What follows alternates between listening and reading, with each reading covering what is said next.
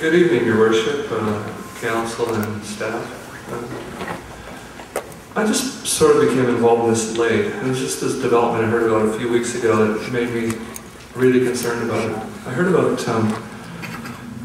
senior fisheries biologist being let go because he's writing a critical report about this whole development. Before that, I wasn't following this issue very closely at all. So this concerned me. So this is one of three facts that I've come to discover since I've heard about Mr.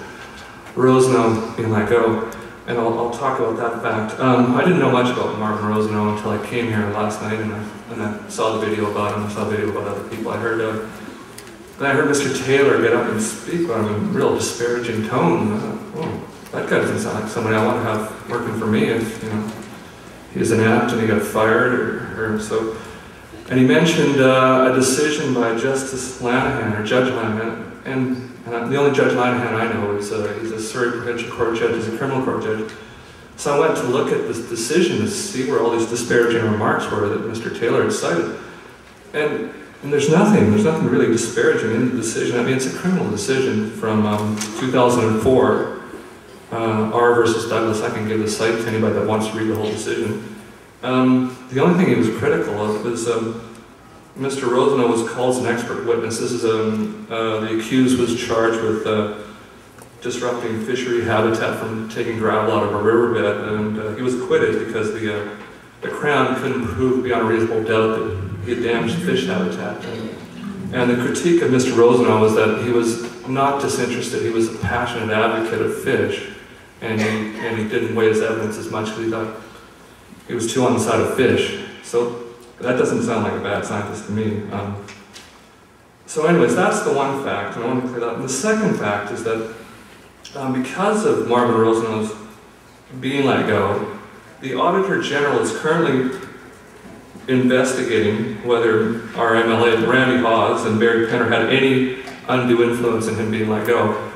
So there's this fact, that fact, and then this third fact. After I sort of heard about those things, I just went to the Election BC website. It's pretty easy to do. You just type in the person you want to see who they contributed to. So I just typed in GenStar, and I got this printout.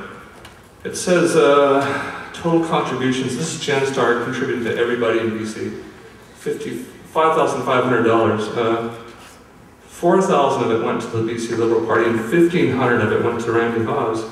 And the principal officer, who I didn't know who this was, is Dave Keenan. I have it here, I'll hand it to council.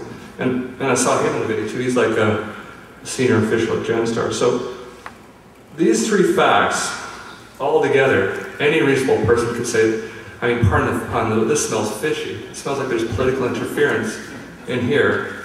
Like, I would be sure there's no political interference in a decision of this importance, because it compromises the entire integrity of this whole process. I mean, you guys have had countless public meetings. There's shelves and shelves of reports back there.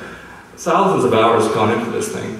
And if it's a good or bad development, that's what those reports are supposed to tell us, that GenStar is paid for, you paid for, we all paid for. We've done a lot of work to try to figure out if this is a good development or not. But why is there, at the end, this political interference is coming to the surface? I'm concerned about it. That's why I'm here talking about it. And I wanted to bring that to your attention because I have these results. I have the case site. I can give to anybody that wants to read more about this. They can come up and speak to me. But that's what all I have to say. Thank you, Joe. Thank you very much, Tom. Thank you, please.